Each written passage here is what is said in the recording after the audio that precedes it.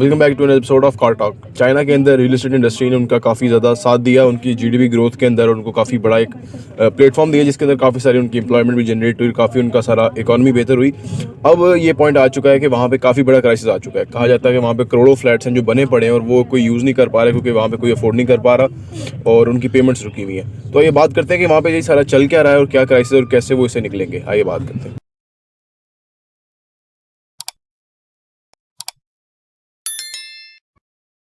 बिस्मिल्लाहिर्रहमानिर्रहीम, अस्सलाम वालेकुम रहमतुल्लाहि व बरकातहू।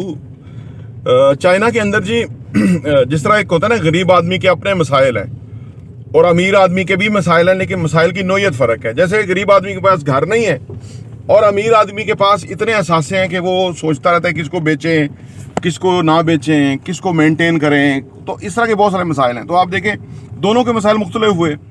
चाइना की जो इकॉनमी है इस वक्त दुनिया की जो सबसे बड़ी जीडीपी है वो चाइना की हो गई है।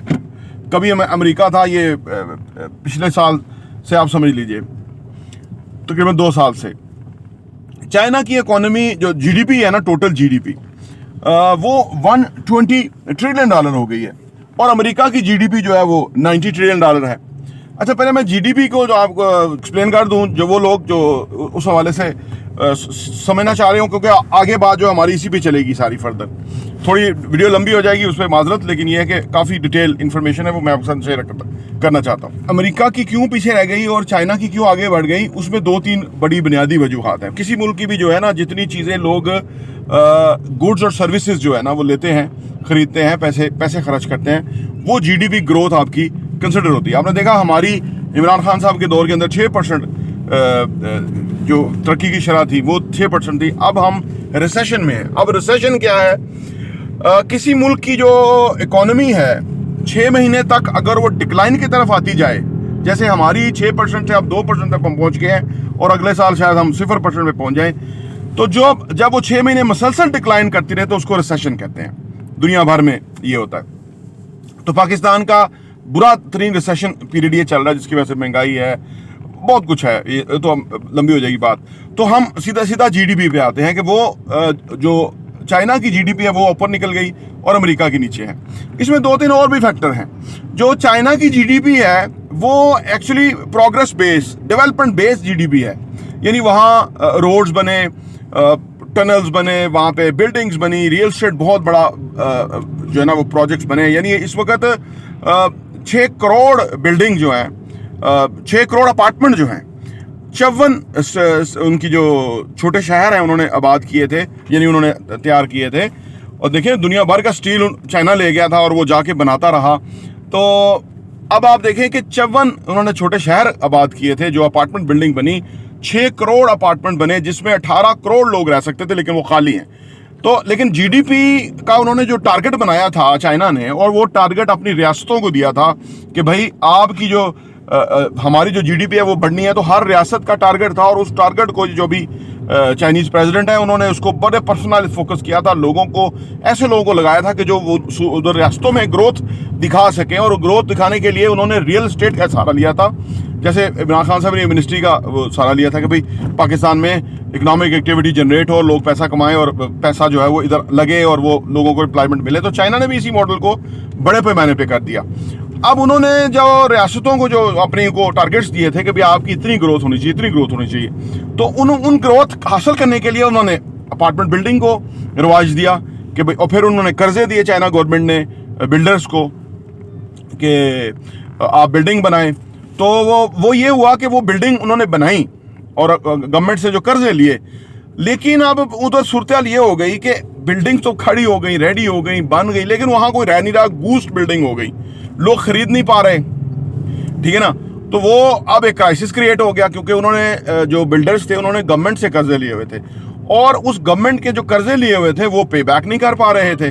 और गवर्नमेंट ने फिर उस पर बैठ के सोचा कि पॉलिसी बनाई कि ये हुआ क्या है। समझ ये आई कि उस वक्त 30 बड़ी कंपनियां थी, यानी 30 बड़ी कंपनियां जो कि ये अपार्टमेंट बिल्डिंग के अंदर थी, बहुत सारी थी, लेकिन टॉप 30 जो थी उन्होंने, उनमें से 20 कंपनियों ने अपनी जो उनकी एक नेटवर्थ थी या उनका जो असासे थे उससे ज़्यादा कर्जे ले लिए तो लिहाजा आप उनके जो अपार्टमेंट है वो जब्त करके भी पैसा वसूल नहीं कर पाते। तो फिर उनको गवर्नमेंट ने अब ये डिसीजन लिए कि भाई आइंदा से हर जो बिल्डर होगा उसको कर्जा सिर्फ उतना दिया जाएगा जितनी उसकी वर्थ होगी, जितनी उसकी हैसियत होगी।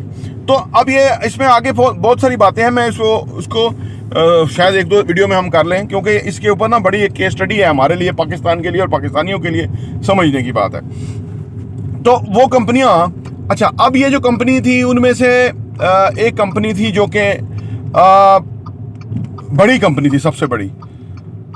उस कंपनी के अदर बिजनेसेस के अंदर भी यानी इंटरेस्ट काम थे, और उसकी जो शेयर प्राइस थी वो फिर गिरी जबकि ये सूरत हाल हुई, और वो शेयर प्राइस गिरी, और चाइना की जो स्टॉक एक्सचेंज है उसके अंदर भी प्रॉब्लम पैदा हो। कितनी बड़ी कंपनी जिसके अंदर आप सोचिए कि जब ये गिरी, शेयर गिरे, तो इलॉन मस्क और वॉरेन बफेट और ये जो मार्क ज़करबर्ग, इन लोगों के 26 अरब डॉलर का नुकसान हुआ शेयर के गिरने से। इतनी बड़ी कंपनी थी, अमेरिकन बड़े बड़े इन्वेस्टर्स का पैसा इस कंपनी में था।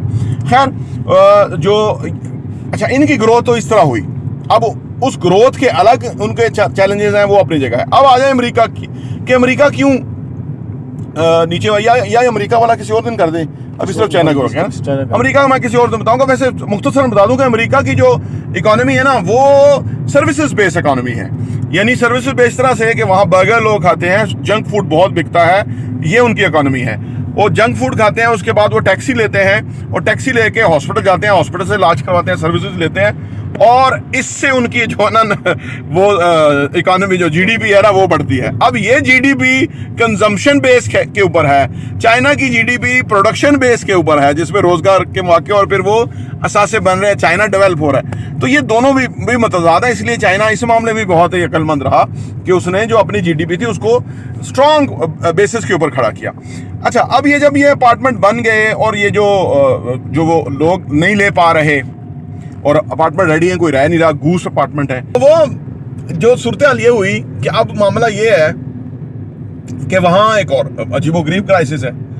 अब पाकिस्तान की सूरत हाल देखिए कि पाकिस्तान जैसे मुल्क के अंदर करोड़ों घर शॉर्ट है, लोगों के पास अपार्टमेंट ही नहीं है, घर ही नहीं रहने के लिए, लोग किराए पे पड़े हुए हैं, लोगों के पास अगर चाइना में आप सोचिए कि लोग अपार्टमेंट नहीं अफोर्ड कर पा रहे क्योंकि महंगे हो। अच्छा एक और बात यहाँ हुई कि शंघाई, उनके दो बड़े शहर है ना, बीजिंग और शंघाई, उसके अंदर रियल एस्टेट की कीमतें इस कदर ज्यादा हैं कि बिल्कुल वहां लोग रह ही नहीं पा रहे, और रेंट इस कदर ज्यादा है कि दुनिया भर में सबसे ज्यादा इन दो शहरों में किराए भी हैं और प्रॉपर्टीज की कीमतें भी हैं। यानी असल में जो वे पैसा चाइना में जब इतना प्रोग्रेस करी और पैसा जब रिफ्लेक्ट हुआ तो वो सारे जो इंडिकेटर्स थे वो खराब हो गए और सब तरफ प्रेशर पड़ गया, अजीबोगरीब सूरत हाल हो गई। तो अब खैर गवर्नमेंट ने तो ये सेटल कर लिया है कि भाई उन लोगों को कर्जे नेक्स्ट टाइम इतने दिए जाएंगे। अब वो उन कंपनियों को सपोर्ट करके किसी तरह चलाएंगे सो दैट कि वो अपने टैक्स वापस करें गवर्नमेंट को, और गवर्नमेंट जो है वो उनको जो अपार्टमेंट है उनको लोगों के बेचे। इसके ऊपर वो उनकी पॉलिसी चल रही है चाइना की कि ये इसको कैसे अब करना है कि 18 करोड़ लोगों को रहने के लिए जो है ना जगह मौजूद है, लोग रहने वाला नहीं। अब इसमें क्या हुआ था, जब इस बड़े पैमाने पे चाइना की हर रियासत के अंदर ऑलमोस्ट नया शहर बन रहा था, यानी उन्होंने सब डिमोलिश किया और उन्होंने नई हाई राइज बिल्डिंग बनाना शुरू की, शक्लें ही बदल गई, रोड्स, इंफ्रास्ट्रक्चर, हाईवेज, सब कुछ बदल गया। चाइना तो बिल्कुल नया उन्होंने बना दिया। अब इस सारी सूरत हाल के अंदर दुनिया भर का जो स्टील था वो चाइना ने अट्रैक्ट कर लिया। जैसे कमोडिटीज रशिया अट्रैक्ट कर रहा था तो ये स्टील चाइना ने अट्रैक्ट कर लिया, और अब स्टील कितना महंगा हो गया हमारे जैसे मुल्क के अंदर, तो वो जो रॉ मटेरियल है वो आ ही नहीं पा रहा।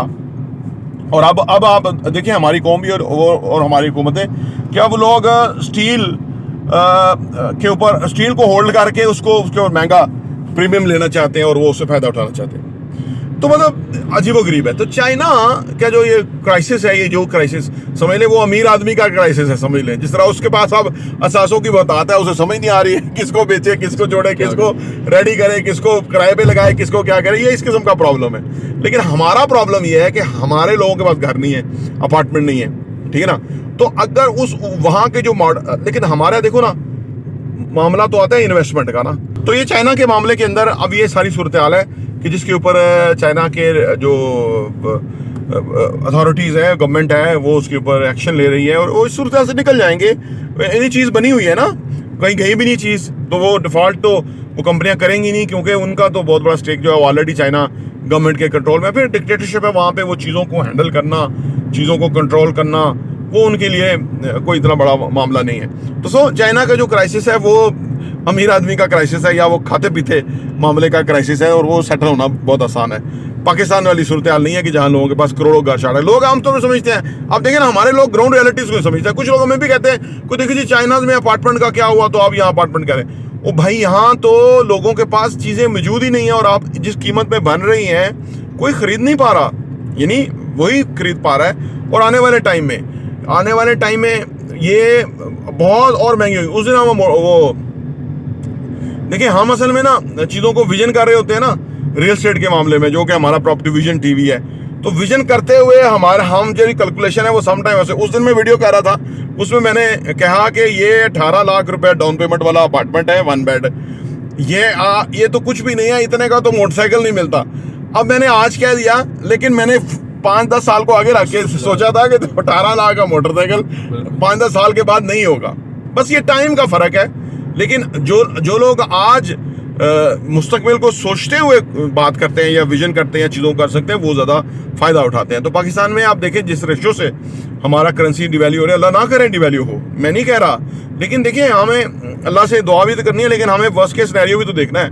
अगर ये हमारी स्टेबिलिटी ना हुई तो चीज़ें कहाँ से कहाँ चली जाएंगी, क्योंकि आप देखिए स्टील नहीं मिल रहा, दुनिया से इंपोर्ट नहीं हो पा रही। तो ये सारी चीज़ें जो होती हैं, मशीनरी, ये हम पाकिस्तान में तो नहीं बनाते, पार्ट्स भी नहीं बनाते, सिर्फ असेंबलिंग होती है यहाँ पे ना। तो ये एक मैंने उस सेंस में कहा था, किसी को बुरा लगा होने का, जी आप तो ऐसे बात कर रहे हैं। गरीब आदमी जो है ना, वो सोचता है कि कोई ऐसी चीज़ हो कि वो ये कहता है या अल्लाह झूठ हो जाए। तो वो जो है ना, वो कहता है कि शायद रेट सस्ते होंगे, रेट सस्ते नहीं होंगे, हमें ग्राउंड रियलिटी को समझना होगा। प्रॉपर्टी टीवी देखने का बहुत बहुत शुक्रिया।